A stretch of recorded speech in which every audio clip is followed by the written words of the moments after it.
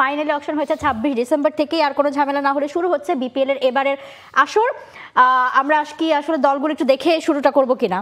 আমরা শুরু থেকে যদি বলি যে বিপিএল একেবারে প্রথম 2 মৌসুম আমরা দেখেছি নিলাম হয়েছে, এরপরে কিন্তু ড্রাফট এবং নিলামের মধ্যে কিন্তু অনেক পার্থক্য আছে। ড্রাফটে একটা দল চাইলেই তাদের পছন্দ মতো খেলোয়াড় নিতে পারে না।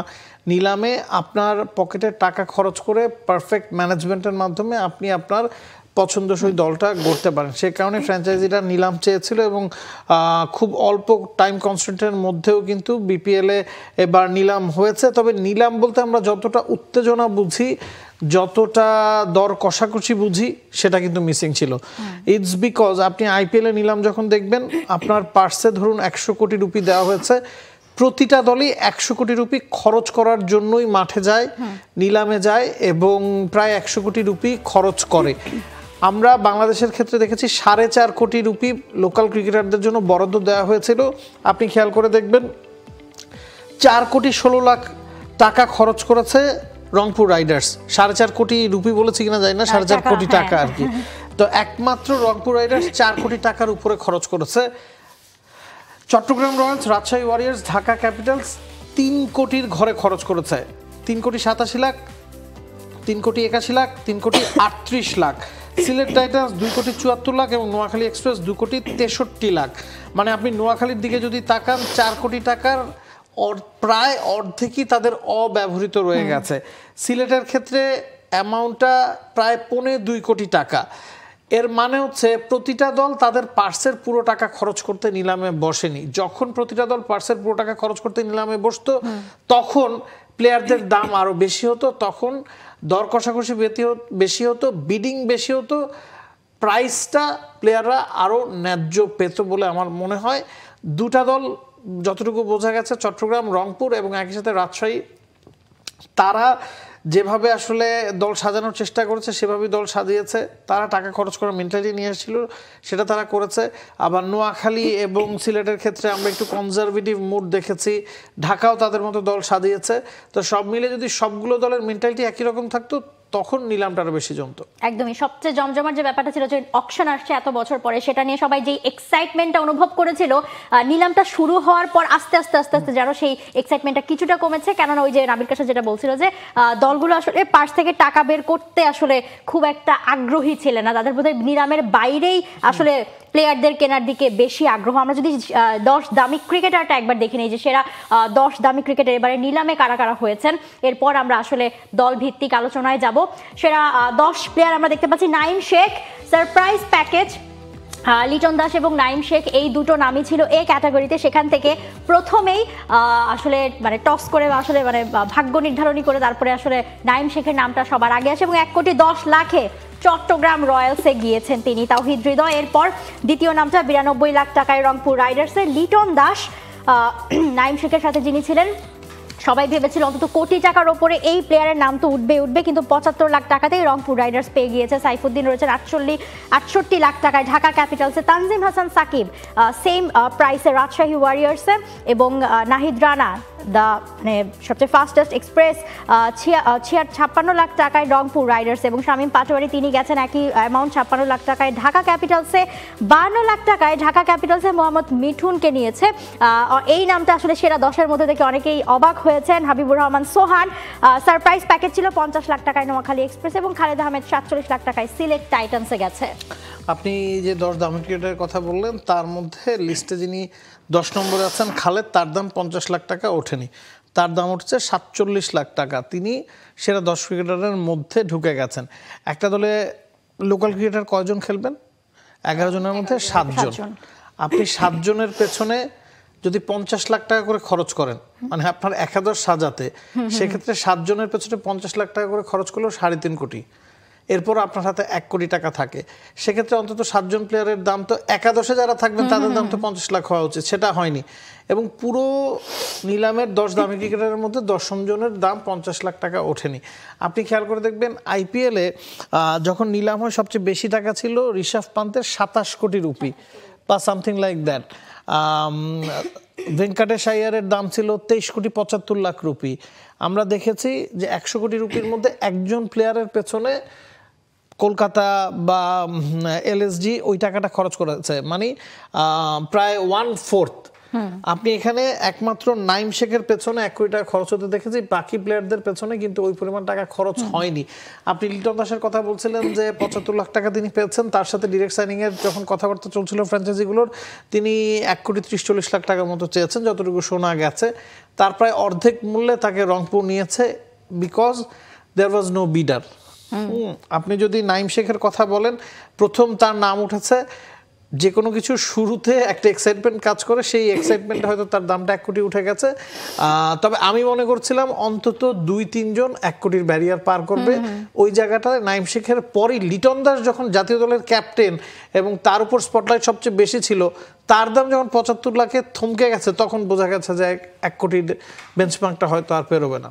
একদমই তাই। তো আমরা দল ভিত্তিক যদি আসলে স্কোয়াডগুলো দেখে নিই, যে যেই নামগুলো প্রত্যেকটা দলে গেছে, রংপুর রাইডার্স দিয়ে শুরুটা করতে চাই। রংপুর রাইডার্স যারা আসলে 4,16,00,000 টাকা সবচেয়ে বেশি খরচ করেছে। সরাসরি চুক্তিতে রংপুর রাইডার্স তো আগেই গিয়েছিলেন, নূর হাসান সোহান, মুস্তাফিজ ছিলেন, খাজা নাফে এবং সুফিয়ান মুকিম। নিলাম থেকে যে নামগুলো এসেছে, লিটন কুমার দাস, তাওহিদ হৃদয়, নাহিদ রানা, রকিবুল হাসান, আলিসাল ইসলাম, মৃত্যুঞ্জয় চৌধুরী, নাইম হাসান, ইফতেখার হোসেন ইফতি, মেহেদি হাসান সোহাগ, মাহমুদুল্লাহ, যেই বড় নামটা আসলে গেছে, অন্যতম যে ক্যাপ্টেনের দাবিদারি কিনা এখন আসলে তিনি, আব্দুল হালিম, এমিলো গে একটা নাম ছিল যাকে নিয়ে আসলে অনেক বেশি কানাঘোষা হচ্ছে যে কে এমিলো গে, এবং সেই সাথে মোহাম্মদ আখলাক গিয়েছে রংপুর রাইডার্সের এই স্কোয়াডে। সো নাবিল কায়সার, রংপুর রাইডার্স নিয়ে আসলে কি বলতে চান, স্কোয়াডটা কেমন লেগেছে? রংপুরে একেবারে শুরুতেই তাদের ঘরের ছেলে নুরুল হাসান সোহানকে রেখেছে এবং তিনি ক্যাপ্টেন্সির দায়িত্ব পালন করবেন, এখানে হয়তো খুব বেশি সন্দেহের অবকাশ নাই। মুস্তাফিজুর রহমান বাংলাদেশের টি-20 ক্রিকেটের সবচেয়ে বড় তারকা, তাকে ডিরেক্ট সাইনিংয়ে দলে ফিরিয়েছে। খাজা নাফে এবং সুফিয়ান মুকিমকে তারা নিলামের আগে দলে ফিরিয়েছিল।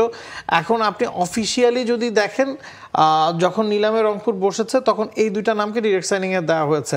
এখন এর বাইরেও কিন্তু রংপুরের সাইনিং আছে, আমরা অনেক আগে থেকেই জানি। David Malan, Kyle Mayers, Fahim Ashraf, এরপর খুশদিল শাহ, তাদেরকে রংপুর দলে ফিরিয়েছে, এদের সাথে ডিরেক্ট সাইনিং হয়েছে। এখন ক্যাটাগরি অনুযায়ী যারা ছিলেন সেখান থেকে সুফিয়ান মুকিম এবং খাজা নাফেকে নেওয়ার ফলেই ওই দুটো নাম দেওয়া হয়েছে। এখন অনেকেই আবার বলা করছে যে এই দলটাতে এত বড় তারকা থাকার পরে ওয়াই এমিলিয়ানো গে এবং ওয়াই মোহাম্মদ আখলাক, বিকজ নিলামের নিয়মটাই এমন ছিল যে আপনাকে নিলাম থেকে অন্তত 2 জন বিদেশি ক্রিকেটার নিতে হবে।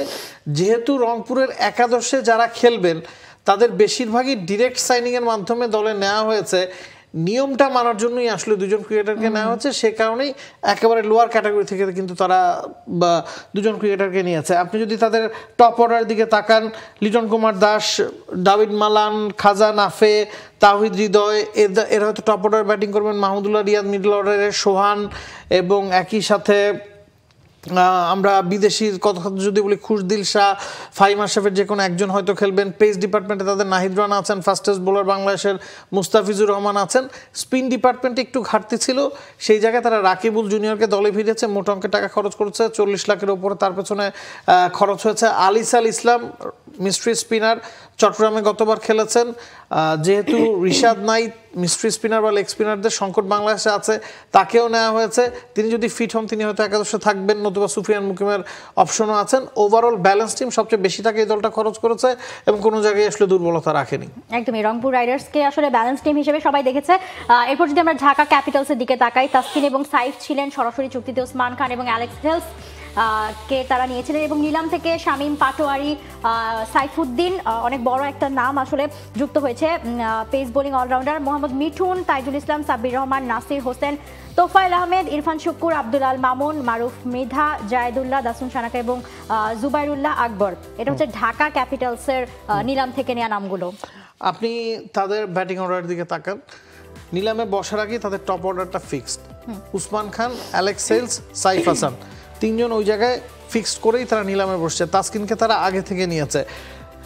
তাদের একজন অলরাউন্ডার দরকার ছিল, সে কারণে সানাকার পেছনে তারা বড় অঙ্কের টাকা খরচ করেছে, $55,000, এবং সানাকার জন্য কিন্তু যথেষ্ট বিডিং আমরা দেখেছি ইন্টারন্যাশনাল ক্রিকেটারদের ওই জায়গাটাতে।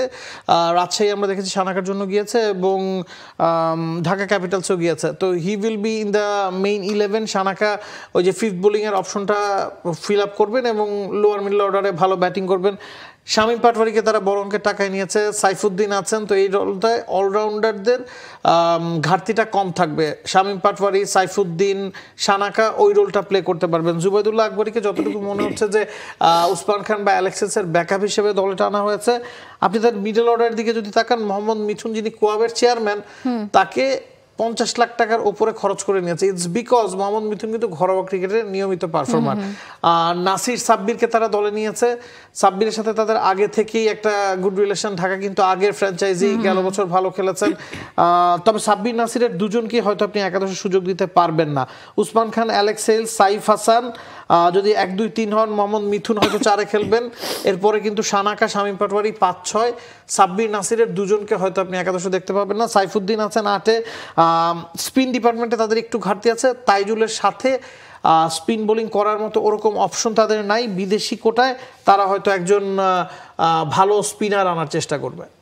একদমই তাই। এবং এরপর যদি আমরা আসলে সিলেট টাইটান্সের স্কোয়াডটা দেখে নিই, সিলেট টাইটান্স যারা 2,74,00,000 টাকা নিলামে খরচ করেছে, মানে সেকেন্ড লোয়েস্ট, এই দলটাতে রয়েছে নাসুম আহমেদ এবং মেহেদি মিরাজ ছিল, কালকে তার মিরাজও ছিলেন অকশনে। সাইম আয়ুব, মোহাম্মদ আমির ছিল সরাসরি চুক্তিতে এই 4 নাম, এবং নিলাম থেকে ইমনকে নেওয়া হয়েছে, খালেদ, আফিফ হোসেন ধ্রুব, রনি তালুকদার, জাকির হাসান, রুয়েল মিয়া, আরিফুল এবং ইবাদত হোসেন চৌধুরীকে তারা নিয়েছেন। শহীদুল ইসলাম, রাহাতুল ফেরদৌস জাভেদ, তৌফিক খান তুষার, মোমিনুল হক, অনেকে বলছেন যে রেসপেক্ট দেখিয়ে তাকে নেওয়া হয়েছে, রবিউল ইসলাম রবি, অ্যাঞ্জেলো ম্যাথিউসকে তারা যোগ করেছেন এবং অ্যারন জোন্স রয়েছেন। এই দলটা সবচেয়ে কম টাকা খরচ করেছে, বা নোয়াখালীর পর সবচেয়ে কম খরচ করেছে আপনি বলছেন। তবে দলটায় যথেষ্ট ব্যালেন্স আছে। আপনি যদি তাদের একাদশ সাজানোর চেষ্টা করেন, আপনি শুরু থেকেই মেহেদী হাসান, মিরাজ এবং নাসুম, স্পিন ডিপার্টমেন্টটা তাদের সেটেল ছিল। সাইম আয়ুব এখন পাকিস্তানের হয়ে নর্মালি 4 ওভার বল করে দেন, তার মানে হচ্ছে 12 ওভার এখানে আপনি কনফার্ম পেয়ে যাচ্ছেন। একই সাথে মোহাম্মদ আমির, তাদের 20 ওভারের কোটার 16 ওভার কিন্তু ডিরেক্ট সাইনিংয়েই তারা সেরে ফেলেছে। শুরুতে তারা খালেদকে নিয়েছে, খালেদের জন্য তারা 47 লাখ টাকা খরচ করেছে, এবং ফিফথ বোলার হিসেবে খালেদি এই দলটাতে খেলবেন, এটাও আপনি মোটামুটি শিওর থাকতে পারেন। তার মানে হচ্ছে তাদের বোলিংটা যথেষ্ট শক্তিশালী। খালেদ আমির আছেন, নাসুম মিরাজ আছেন, একই সাথে সাইম আয়ুব আছেন। তাদের দরকার ছিল top order batting, middle order batting, সেই কারণেই তারা শুরুতে পারভেজ হোসেন ইমনকে দলে নিয়েছে। এই দলটা সবসময় লোকাল ক্রিকেটারদেরকে দলে নেওয়ার প্রতি আগ্রহ দেখায়। খালেদকে তারা নিয়েছে, নাসুমকে তারা নিয়েছে, এবাদতকে নিয়েছে, আরেকজনের নাম ভুলে গেলাম, খালেদ, ইমন, এবং সিলেট থেকে জাকিরকেও তারা নিয়েছে, জাকির হাসান।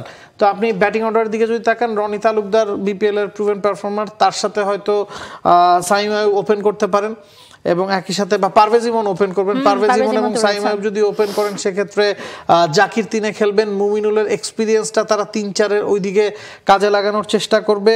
অ্যাঞ্জেলো ম্যাথিউস আছেন 5 নম্বরে। অ্যারন জোন্সকে তারা দলে নিলেও আমার মনে হয় না তিনি একাদশে সুযোগ পাবেন। মোহাম্মদ আমির, অ্যাঞ্জেলো ম্যাথিউস, সাইম আয়ুব 3 জন খেলবেন, এবং আর একজন বিদেশি তারা নেওয়ার চেষ্টা করবে। এবং শুরুতে কিন্তু বলছিলাম যে তাদের বোলিং অর্ডারটা মোটামুটি সেটেলড আছে, এবং তাদের ব্যাকআপ যথেষ্ট শক্তিশালী। এবাদত, রনি তালুকদার, আফিফ হোসেন ধ্রুব, তৌফিক খান তুষার, তারা কিন্তু ব্যাকআপ হিসেবে যথেষ্ট পরিমাণ ব্যালেন্স এই দলটাতে এনে দিতে পারেন। একদমই তাই। রাজশাহীর স্কোয়াডটা দেখে নিতে চাই। রাজশাহী ওয়ারিয়র্স, যে টিমটা নিয়ে সবচেয়ে বেশি কথা হয়েছে যে সবচেয়ে ব্যালেন্স দল নাকি এবারের বিপিএল এ রাজশাহী আসলে নিয়েছে, এবং তারা হচ্ছে মানে একটা কি বলবো, মানে হান্নান সরকারের অনেক প্রশংসা করছে সবাই, যে খুব পড়াশোনা করেই তারপর আসলে নিলামে বসেছিল এই দলটা। নাজমুল হোসেন শান্ত, তানজিদ হাসান তামিম এবং সাইফজাদা ফারহান ও মোহাম্মদ নওয়াজ ছিলেন সরাসরি চুক্তি থেকে। নিলাম থেকে তানজিম হাসান সাকিব, ইয়াসির আলী চৌধুরী, আকবর আলী, রিপন মন্ডল, জিসান, মুরাদ, সাকলাইন, স্পেশালি রাইজিং স্টার্সে যারা ভালো পারফর্ম করেছেন এই দিকটাতে গেছে Rajshahi warriors. Mehrab, S M Mehrab Hasan, Wasi Siddiqui, Mohammad Rubel, মুশফিককে তারা নিয়েছেন, দুশান, হেমন্ত এবং জাহাদাত খান। রংপুরের পর রাজশাহী দলটাকে সবচেয়ে গোছানো মনে হচ্ছে, এবং তাদের প্রপার প্ল্যানিং ছিল নিলামে বসার আগে, এবং সেটা কিন্তু স্পষ্ট হয়েছে নিলামের মাধ্যমে। হান্নান সরকার সবসময়ই আসলে বয়সভিত্তিক পর্যায় থেকে উঠে আসা ক্রিকেটারদের প্রতি একটা আলাদা ভালো লাগা তার কাজ করে, তার মাধ্যমে অনেক উঠেছেন, তাদের দিকে তিনি ছুটেছেন। আপনি যদি দেখেন এস এম মেহরবের কথা আপনি বলছিলেন, হাসান মুরাদ, জিশান আলম, তানজিম সাকিব, রিপন মন্ডল, ইমার্জিংয়ে রিপন মন্ডল খুব ভালো করেছেন। রিপন এবং তানজিম সাকিব হয়তো তাদের পেস ডিপার্টমেন্টটা সামলাবেন, এবং একই সাথে তাদের বিদেশির কোটা দলটার দিকে যদি আপনি তাকান, জাহানদাদ খান গেল বছর বরিশালে ভালো খেলেছেন, দুশান হেমান্তা লেগ স্পিনার আছেন এই দলটাতে, টপ অর্ডার মোটামুটি সেটেল, নাজমুল হোসেন শান্তর সাথে তানজিদ তামিম আছেন, তানজিম সাকিব তাদের মূল টার্গেট ছিল, সেই জায়গাতেও তারা খুব ভালো করেছে এবং যথেষ্ট ব্যাকআপ আছে। জিশান একাদশে সুযোগ পাবেন কিনা সেটাও একটা প্রশ্ন থাকছে, কারণ সাহিবজাদা ফারহান, নাজমুল হোসেন শান্ত এবং তানজিদ তামিম যদি ওপেন করেন, জিশান কিন্তু ব্যাকআপ হিসেবে এই দলটাতে থাকছেন। তার মানে হচ্ছে এই দলটাতে যথেষ্ট স্টেবিলিটি আছে, স্ট্রেংথ আছে। আপনি যদি তাদের 4 নম্বরে দেখেন ইয়াসির আলী চৌধুরী রাব্বি, এবং 5 নম্বরে হয়তো মুশফিককে আমরা দেখতে পাবো, এবং এই দলটা কিন্তু মুশফিকের পেছনেও গেছে এবং বলেছে যে আমরা শেষের দিকে গিয়ে মুশফিককেই দলে নিতাম, কারণ মিডল অর্ডারে ওই জায়গাটা তাদের গ্যাপ ছিল এবং গ্যাপটা তারা দারুণভাবে ফিল আপ করেছে। স্পিন ডিপার্টমেন্টে মেহরাব এবং হাসান মুরাদ হয়তো বড় কোনো নাম না, তবে দুজনই প্রুভেন পারফর্মার, দুজনই ইন্টারন্যাশনাল অ্যারেনাতে কিন্তু নিজেদেরকে রিসেন্টলি প্রুভ করেছেন, একজন টেস্ট ক্রিকেটে, একজন ইমার্জিং ক্রিকেটে। একদমই তাই। সবচেয়ে বড় কথা আসলে ব্যালেন্স একটা টিম করেছে চট্টগ্রাম রয়্যালসকে। যদি আমরা আসলে দেখি চট্টগ্রাম রয়্যালসের টিম নিয়ে সবচেয়ে বেশি সমালোচনা হচ্ছে যে সবচেয়ে বেশি আনব্যালেন্স টিম নাকি আসলে চট্টগ্রামেরই হয়েছে। শেখ মেহেদী, তানভীর এবং আবরারকে তারা সরাসরি চুক্তিতে নিয়েছিলেন এবং নিলাম থেকে নাইম শেখ সবচেয়ে বড় সারপ্রাইজ প্যাকেজ যেটা ছিল হাইয়েস্ট বিডিং, যার জন্য হয়েছিল শরীফুল ইসলাম, আবু হায়দার রনি, মাহমুদুল হাসান জয়, সুমন খান, জিয়াউর রহমান, আরাফাত সানি, মকিদুল মুগ্ধ, সালমান হোসেন, শুভাগত হোম, জাহিদুজ্জামান সাগর, নিরোশান ডিগভেলা, অ্যাঞ্জেলো পেরেরা। আপনারও কি তাই মনে হয় নাবিল কায়সার? এই দলটা ব্যালেন্সের ঘাটতিতে পড়বে, এই দলটায় আরও বিদেশির প্রয়োজন আছে। আবরার আহমেদ ছাড়া নামি বিদেশি বলতে এই দলটাতে কেউ নেই। ডিগভেলা বা অ্যাঞ্জেলো পেরেরা দুজনই তাদের সেরা সময়টা পেছনে ফেলে এসেছেন। তো এই দলটা এখন পর্যন্ত মাত্র 3 জন বিদেশি নিয়েছে, ডিরেক্ট সাইনিংও বিদেশি মাত্র 1 জন ছিল। তাদের বিদেশি নিয়ে অনেক কাজ করতে হবে। লোকাল ক্রিকেটারদের দিকে যদি আপনি তাকান, বুড়িয়ে যাওয়া ক্রিকেটারের সংখ্যা এখানে অনেক বেশি। আপনি যদি দেখেন আরাফাত সানি বা জিয়াউর রহমান, সালমান হোসেন, তারা কিন্তু তাদের সেরা সময়টা পেছনে ফেলে এসেছেন। মোহাম্মদ নাইম শেখ যদি ওপেন করেন, মাহমুদুল হাসান জয় হয়তো উপরে খেলবেন তার সাথে। আমার কাছে মনে হচ্ছে না যে এই দলটাতে এখনো পর্যন্ত লোকাল ক্রিকেটার যাই হোক না কেন, বিদেশি ক্রিকেটার একাদশ হয়তো আপনি দাঁড় করাতে পারবেন। মোহাম্মদ নাইম শেখের সাথে হয়তো আপনি জয়কে ওপেন করলেন, নিরোশন ডিগভেলা 3 নম্বরে খেললেন, অ্যাঞ্জেলো পেরেরা 4 নম্বরে, তারপরও আপনাকে কিছু সমস্যায় পড়তেই হবে, কারণ এই দলটার মিডল অর্ডারে বেশ কিছু ঘাটতি আছে এবং স্পিন ডিপার্টমেন্টেও আসলে অমন নাম করা কেউ নাই। পেস ডিপার্টমেন্টটা ভালো, মকিদুল ইসলাম মুগ্ধ আছেন না, স্পিনে তারা আবার সরাসরি চুক্তিতে মোটামুটি কাজ ছেড়ে রেখেছে। তানভীর, শেখ মেহেদী আছেন, আবরার আছেন। পেস ডিপার্টমেন্টে শরীফুল আছেন। বোলিংটা নিয়ে খুব একটা সমস্যায় পড়তে হবে না, তবে ব্যাটিংয়ে মিডল অর্ডারে যথেষ্ট ঘাটতি আছে এবং বিডিং এ কিন্তু আসলে তারা রংপুরের পরে বেশ টাকা ভালো খরচ করেছে, কিন্তু টাকা জানাবার নাইম শেখ নিয়ে গেছে। হ্যাঁ, সেটাই আসলে। এবং নোয়াখালী এক্সপ্রেসে যেতে চাই, সবচেয়ে নতুন দল এবারের বিপিএল এর হাসান মাহমুদ, সৌম্য সরকার, জনসন চার্লস এবং কুশাল মেন্ডিস সরাসরি চুক্তি থেকে ছিলেন। নিলাম থেকে জাকের আলী অনেক, মাহিদুল ইসলাম অঙ্কন, যাদের দুজনকে বাধ্য হয়ে নিতে হয়েছে নোয়াখালীকে, হাবিবুর রহমান সোহান, নাজমুল ইসলাম অপু, আবু হাসি, মুশফিক হাসান, সাদুসুন দীপু, রেজাউর রহমান রাজা, মেহেদী হাসান রানা, সৈকত আলী, সাব্বির হোসেন, এসানুল্লাহ, হায়দার আলী। নামগুলোর মধ্যে আসলে অনেকগুলো নামই আছে এক্সপ্রেসিং। 3টা দিন আগে তারা দল পেয়েছে এবং এই 3 দিনের মধ্যে যথেষ্ট ভালো কাজ তারা করেছে। Soumya Sarkar, Hasan Mahmud was a very good signing. Kusal Mendis, Johnson Charles দুজন ডিরেক্ট সাইনিং বিদেশিদের মাধ্যমে তারা দলে ভিড়িয়েছে এবং যে জায়গায় গ্যাপগুলো ছিল সেই জায়গাগুলো কিন্তু খুব ভালো মতো তারা পূরণ করেছে। আপনি যদি দেখেন সৌম্য সরকারের সাথে তারা হাবিবুর রহমান সোহানকে টপ অর্ডারে খেলাবে। হাবিবুর রহমান সোহানের পেছনে তারা 50 লাখ টাকা খরচ করেছে, ইটস বিকজ জাকের আলী অনেক এবং মাহিদুল অঙ্কনকে তারা খুব কম টাকায় পেয়ে গেছে, ভিত্তি মূল্যতে পেয়ে গেছে। তার মানে আপনি যদি খেয়াল করেন, সৌম্য সরকার, হাবিবুর রহমান সোহান, জাকের আলী, মাহিদুল অঙ্কন আছেন, সাথে কুশাল মেন্ডিস, জনসন চার্লস, ব্যাটিংয়ের 6 জন কিন্তু এখনই আপনি বলে দিতে পারছেন। এবং আপনি যদি খেয়াল করেন তাদের বোলিংয়ের লাইন আপের দিকে যদি তাকান, সেই জায়গায় ইসানুল্লাহকে তারা বিট করে নিয়েছে $28,000, হায়দার আলী আছেন $25,000, তাকে নেওয়া হয়েছে। বোলিংয়ে নাজমুল ইসলাম অপু, স্পিনে আছেন আবু হাসিম আছেন, মুশফিক হাসান, রেজাউর রাজা, হাসান রানা। বোলিংয়ে তাদের আসলে একজন পেস বোলার মনে হচ্ছে দরকার, হাসান মাহমুদেরকে সঙ্গ দেওয়ার জন্য। পেস ডিপার্টমেন্ট তাদের একটা ঘাটতি আছে, ওই জায়গায় তারা হয়তো একজন বিদেশি প্রপার নাম করা পেসার দলে টানার চেষ্টা করবে। For more updates, subscribe to our YouTube channel and click on the bell icon. Follow us on Facebook and Instagram. Download T-Sports app to enjoy exciting games and highlights. Visit tsports.com.